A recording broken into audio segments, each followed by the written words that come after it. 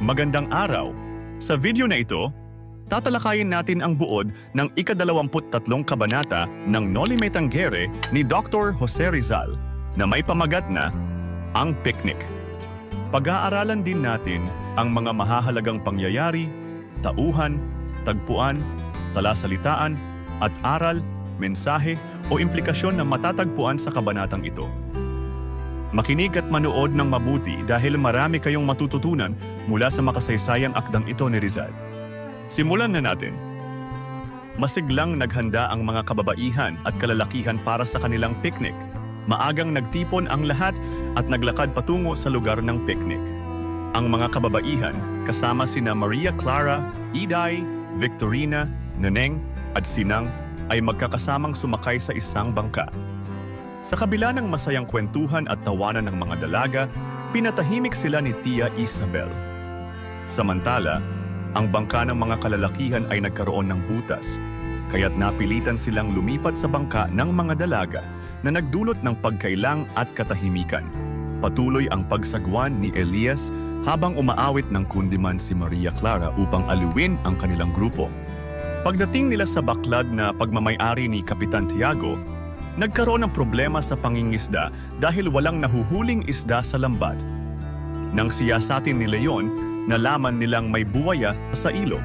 Nagdesisyon si Elias, ang piloto, na bumaba upang hulihin ang buwaya. Matagumpay niyang natalian ang leeg ng buwaya, ngunit dahil sa malakas na paggalaw nito, natangay siya at nahulog sa tubig. Agad namang tumalon si Ibarra para iligtas ang piloto at sa tulong ng iba pa, napaslang nila ang buwaya. Nagbunyi ang lahat, lalo na si Maria Clara na labis na nabahala sa kaligtasan ni Ibarra. Napansin ni Maria Clara ang piloto na malungkot kahit siya ang naging bayani ng pangyayari. Nagpatuloy sila sa paglalayag at sa kanilang picnic sa kakahuyan, kung saan muli silang nagkantahan at nagsaya habang tinatamasa ang masarap na umaga. Dumako naman tayo sa mga mahahalagang pangyayari sa kabanatang ito. Masayang naghanda ang mga kababaihan at kalalakihan para sa kanilang picnic. Lumipat ang mga kalalakihan sa bangka ng mga kababaihan dahil sa butas sa kanilang bangka na nagdulot ng pagkailang sa mga dalaga. May lumitaw na buwaya sa ilog na nagdulot ng takot sa grupo. Nilabanan ni Elias ang buwaya at tinulungan siya ni Ibarra upang mapatay ang hayop. Naging masaya ang salu-salo ng grupo matapos nilang mapatay ang buwaya at makahuli ng isda. Mga mahahalagang tauhan. Maria Clara, ang pangunahing babae sa kwento na kasama sa picnic.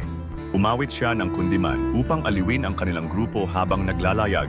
Iday, Victorina, Neneng at Sinang, mga kaibigan ni Maria Clara na kasama sa picnic. Sila ay nakisalo sa kwentuhan at tawanan sa bangka. Mga kalalakihan at matatandang kababaihan, mga kasama din sa picnic.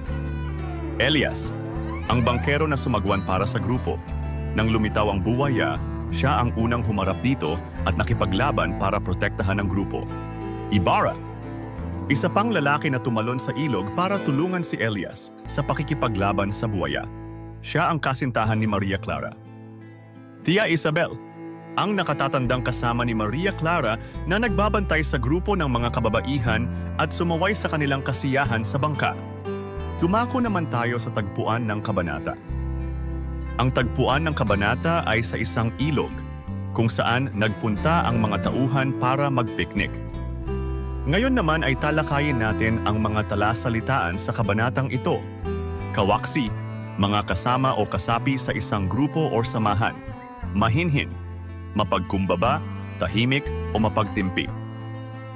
Kundiman, tradisyonal na awit na Pilipino na may malalim na damdamin ng pag-ibig at pasasalamat. Bangkero, taong nagsasagwan o nagmamaneho ng bangka. Picnic, isang gawain kung saan ang mga tao ay nagsasama-sama upang kumain sa labas, karaniwan sa tabi ng ilog o kalikasan. At ngayon ay alamin naman natin ang ilan sa mga aral, mensahe o implikasyon na ipinakita sa nobela. Ang pagtutulungan ay mahalaga sa pagharap sa mga hamon at panganib sa buhay. Ipinakita nina Elias at Ibarra ang kanilang katapangan at pagkakaisa upang mapagtagumpayan ang buwaya. Ang kaligayahan at kasiyahan ay maaaring biglang mapalitan ng takot at pangamba. Ang buhay ay puno ng hindi inaasahang pangyayari, kaya't mahalaga ang pagiging handa sa anumang sitwasyon.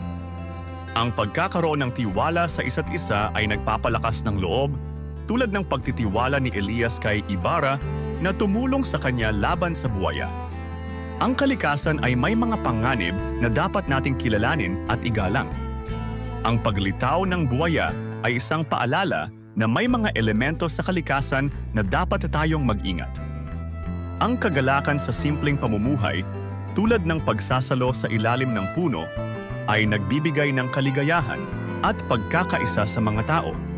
Ang picnic ay isang simbolo ng pagkakaibigan at pagtutulungan sa gitna ng mga pagsubok.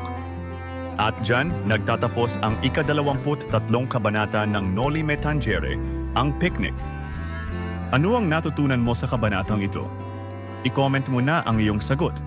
Inaanyayahan ka din namin na i-like, subscribe, at i-click ang notification bell para lagi kang updated sa mga susunod naming videos.